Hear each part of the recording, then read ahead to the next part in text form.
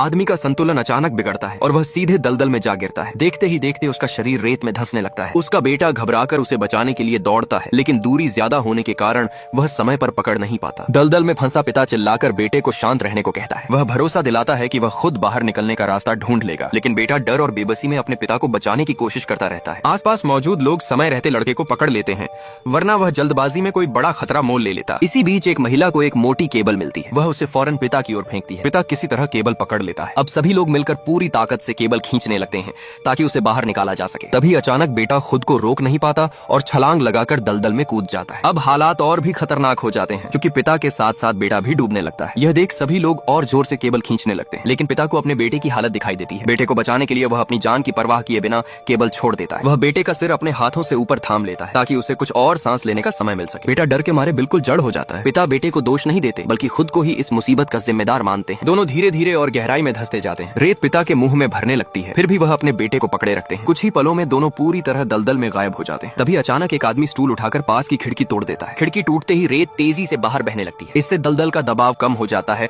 और उन्हें बचाने का एक आखिरी मौका बनता है। अब सभी लोग मिलकर पूरी ताकत से केबल खींचते हैं। हालात बेहद नाजुक होते हैं, लेकिन कोशिश रंग लाती है। आखिरकार पिता और बेटा दोनों को सुरक्षित बाहर निकाल लिया जाता है। यह दृश्य एक पिता के बलिदान और बेटे के लिए उसकी निस्वार्थ मोहब्बत को भावुक अंदाज में दिखाता है।